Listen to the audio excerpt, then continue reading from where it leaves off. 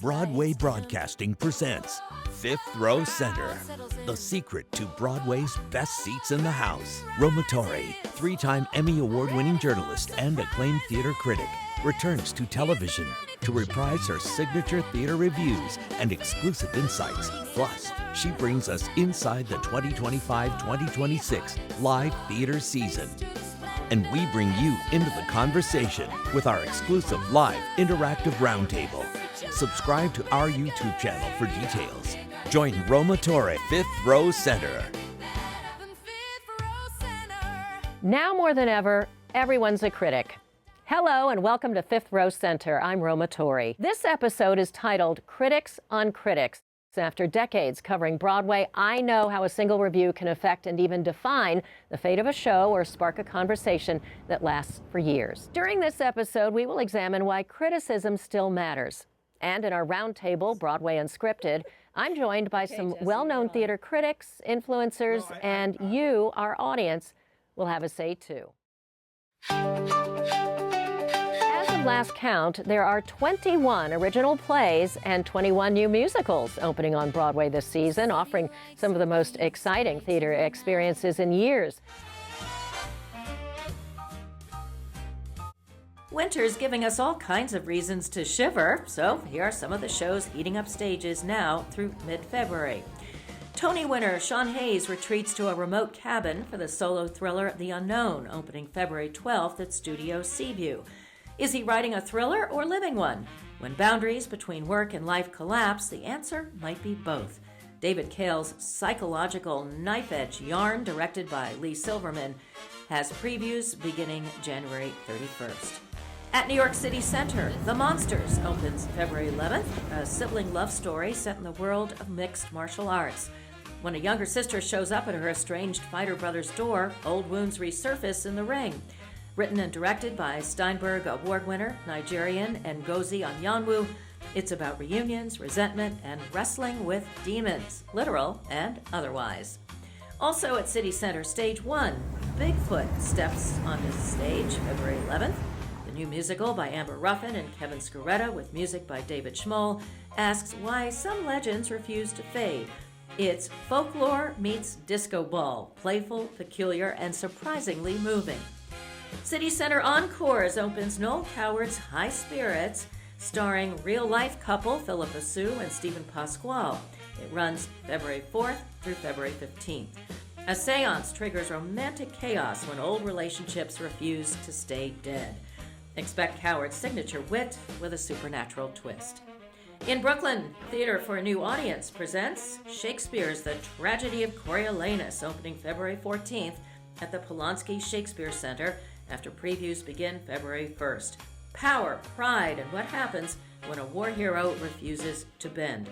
Timely political fury.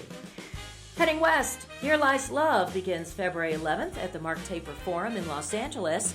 David Byrne and Fatboy Slim's disco-powered musical transforms the Taper into an immersive club experience, tracing Imelda Marcos's rise to power and spectacular fall.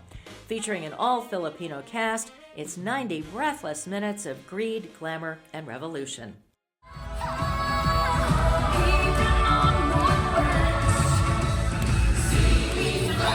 And across the pond, Andrew Lloyd Webber's high-energy train musical Starlight Express keeps to its schedule at the Troubadour Wembley Park Theatre in London. It features 40 performers on roller skates racing around and above the audience on custom-built tracks. Rusty the Steam Engine battles diesel and electric rivals to become the fastest train in the world. It won 7 awards, including Best Musical Revival, and now in its last months, it'll make its final stop in London on May 3rd, but it departs on a worldwide tour in 2027. For artists planning ahead, early bird registration for the 2026 Edinburgh Festival Fringe in Scotland ends March 4th at edfringe.com. They explain the housing opportunities for you. So, theater kids, make your dreams come true. And that is a wrap on theater news for January and February 2026. And in our next episode, we explore all the ways you can see shows for less. So keep an eye on our YouTube page and social media, Fifth Row Center, for more details. Examining the role of the reviewer Yes, I'm being a little meta here. One critic says, close it, fans give it 5 stars, and a TikTok influencer says, click for part 2. We're pulling back the curtain on who really gets the last word in theater. The trends might surprise you. Our roundtable conversation is coming up. Broadway, unscripted, the scoop for you in the 5th row seat. From every stage, what's trending and new.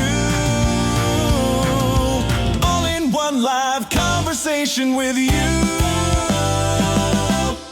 From the moment the first performers stepped into the spotlight on a Broadway stage, there was someone in the dark taking notes, a critic. Hello, everyone, and welcome to this edition of Broadway Unscripted. This episode is Critics on Critics. For much of Broadway's modern history, a critic's role carried real power. When Frank Rich was chief theater critic of the New York Times, his reviews were so influential, they shaped not just audience opinion, but a show's commercial fate. It's why he earned the industry nickname, the Butcher of Broadway. Today, the data tells a more complicated story. According to the latest Broadway League data, the number one reason audiences choose a show is personal recommendation, and that holds true across every age group. When people look for information, Instagram leads, followed by Google, and then word of mouth. Traditional reviews are still part of the ecosystem, but they're no longer the primary driver. So, what does that shift mean for professional criticism and for critics like me? On this edition of Broadway Unscripted, we are examining just how changing audience behavior, new platforms, and a more diverse theater-going public are reshaping the role, reach, and responsibility of the critic. And to unpack all that, I am joined by Jesse Green, a former chief theater critic of the New York Times and now culture correspondent. Chris Peterson, founder and editor of Onstage Blog, and Elisa Gardner, theater critic for the New York Sun and fellow critic and friend at New York Stage Review. Jesse, I want to start with you because it used to be that a Times review could make or break a show, and not anymore, obviously. And you were in that power seat. And so I have to ask, what changed? Well, all the things that you mentioned in your introduction changed and altered the ecosphere of theater and how people get their information. But I'm not completely convinced it has really been true since Frank Rich left that hot seat. And it was pretty hot when he left it.